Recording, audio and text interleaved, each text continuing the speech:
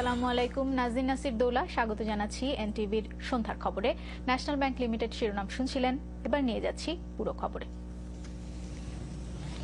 শুভ নববর্ষ। আজ পহেলা বৈশাখ। নববর্ষ মানেই উৎসব, নতুনের আবাহন। নতুন ফসলে নতুন দিনের প্রত্যাশায় সাজতে শুরু করেছে বাংলা। হাতে ঘুড়ির লাটাই, মায়ের হাতের খইমুড়ি ভাজা আর মাঠ ভরা ফসল খেতে কৃষকের দুর্ভাবনার মাঝেই বর্ষবরণের আদি আয়োজন কেমন হয় শাহেদ আলম তুলে ধরছেন তার কিছু অংশ। ক্যামেরায় ছিলেন আনিসুর রহমান।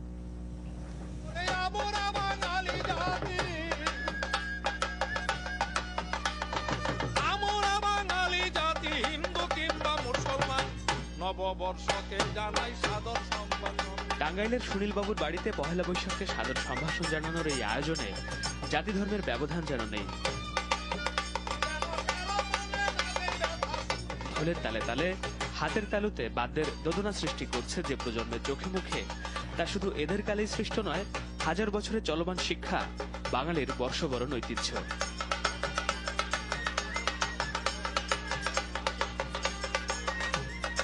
সারা বছর আমরা যেন সবাই সুখে থাকতে পারি, স্ত্রী পুত্র পরিজন সংসার সমাজ সারা দেশ যেন সুখ শান্তিতে চলে, এটাই আমাদের আশা বা ভরসা।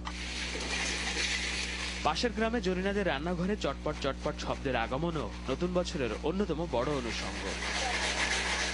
চৈত্র সংক্রান্তিতে হরেক রকম পিঠা, খই আর মুড়ি ভাজার ঐতিহ্য এখনো বহমান, যদিও এই আনুষ্ঠানিকতায় ভাটা পড়েছে বলে জানালেন কেউ কেউ।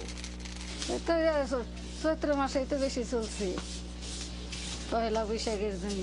স্বামীর আদরে বউরা কাজ করে মুড়ি ভাজা খাবার পায় না, তারা জামাইরা কিনাই না দেয়, কিনা ঘরে বই বই খায়।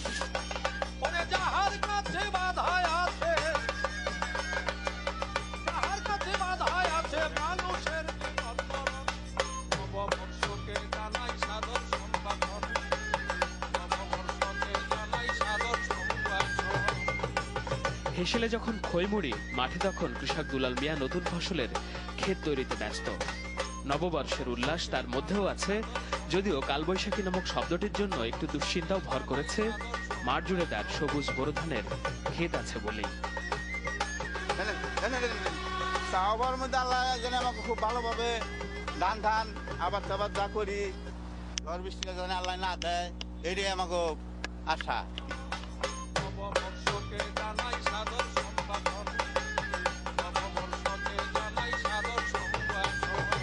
বাংলাদেশের প্রতিটি মাঠ জুড়েই বলা চলে এখন সবুজের সমারোহ।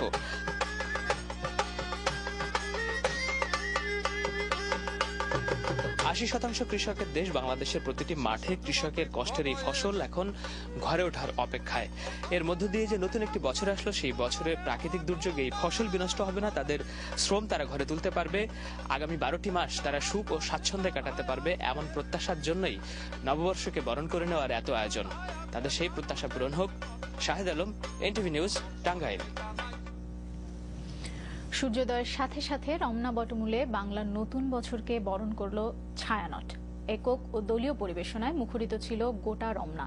নিরাপত্তার চার দেয়াল উপেক্ষা করে সাত সকালেই মানুষের ঢল নামে বটমূলে। রনি রায়হানের ক্যামেরায় ছায়ানটের বর্ষবরণ অনুষ্ঠানের বিস্তারিত জানাচ্ছেন অর্পণ মৈত্র।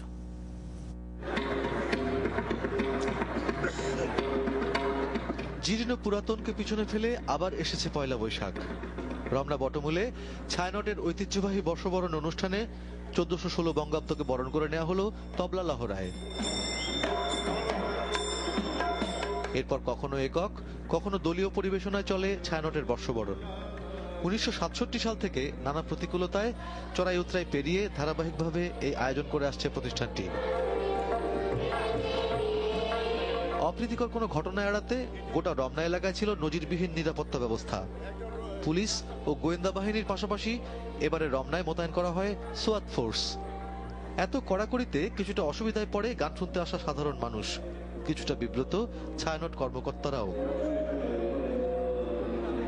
মন খারাপ হয়ে যে একটি বিষয় যে অনেক নিরাপত্তার মধ্যে আমাদের এই অনুষ্ঠান এখন করতে হচ্ছে।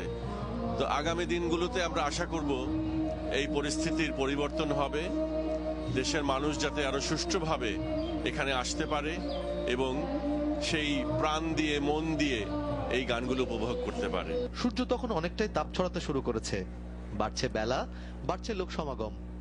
লাখো সাধারণ মানুষের সাথে এক কাতারে বিশিষ্টজনেরাও।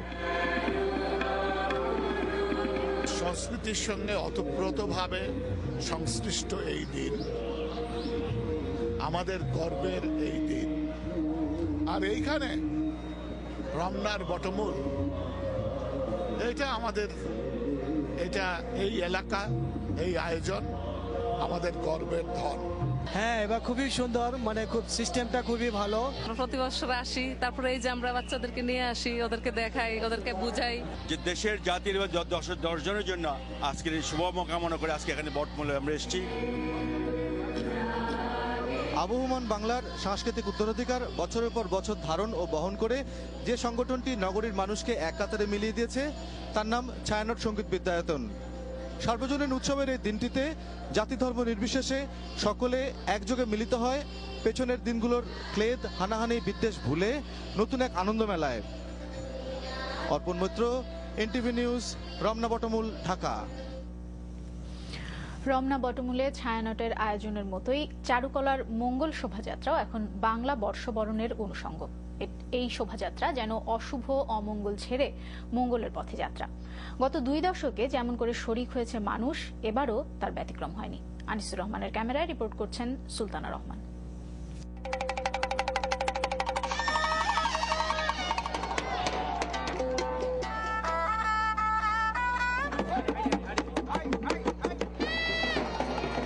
কি শিশু, কি বৃদ্ধ, কি গরিব, কি বিত্তশালী, পথ ভিন্ন, কিন্তু সবার গন্তব্য একটাই।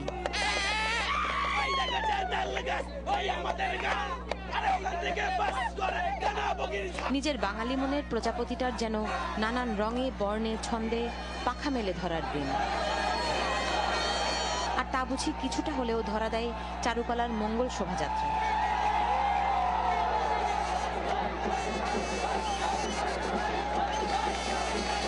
অশুভ সব শক্তিগুলো দূর হয়ে গিয়েছে, এখন আমরা নতুন ভাবে শুরু করব দেশকে করার জন্য। ঠিক আছে, ধন্যবাদ। শুভ নববর্ষ। মেলাতে বেড়াতে আসছি, হাতি ঘোড়া সবকিছু দেখছি। আজকে বাঙালি জাতির সবচেয়ে আনন্দের দিন, এই জন্য আমরা সবাই খুব খুশি। গত 2 দশক ধরে চারুকলার শিক্ষক শিক্ষার্থীরা একে করে তুলেছে জাতিগত পরিচয়ের অংশ।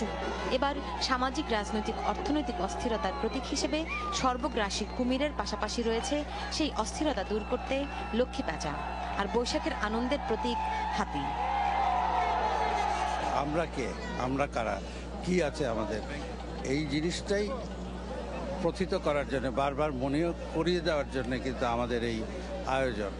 এবং মঙ্গল বললেই তো বোঝা খুব সহজ যে আমরা আমাদের নিজেদের একেবারে জাতিগতভাবে নিজেদের সবার মঙ্গল চাই।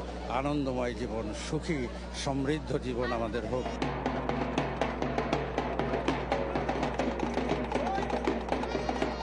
এ শুধু আনন্দ নয়, যেন যেমন খুশি তেমন সাজার উৎসব।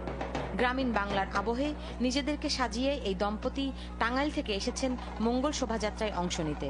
নিজে মজা করি, অন্যদের মজা দেই, এর চেয়ে তো আর আনন্দের কিছুই থাকতে পারে না। একতারা হাতে কেউ হয়েছে বাউল, কামার কুমার, জেলে তাঁতি বেদে, সব পেশা সব সম্প্রদায়ের মানুষের প্রতীকী এই সাজ তুলে ধরেছে হাজার বছরের বাঙালি সংস্কৃতির বৈচিত্র্য আর সার্বজনীনতা। বাঙালি জাতির সংস্কৃতি কেমন, কি তার ইতিহাস ঐতিহ্য, এই সব প্রশ্নের জবাবের দিন আজ। হাজার বছরের কৃষ্টি সংস্কৃতিকে বুকে ধারণ করে আজ সব প্রাণ মিলেছে বাঙালি সত্তার একই বিন্দুতে। নতুন এই বছর সবার জন্য হোক সুখ সমৃদ্ধি, এই প্রত্যাশা সবার। শুভ নববর্ষ। Sultana Rahman, NTV news, Dhaka.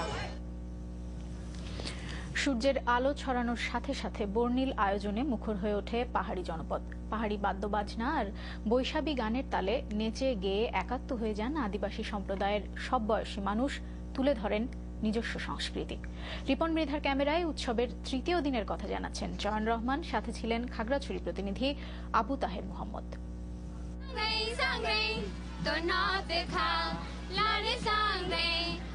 চারিদিকে বৈশাখী গানের সুর, তাই তো মুখে আলপনা, খোপায় ফুল আর মাথায়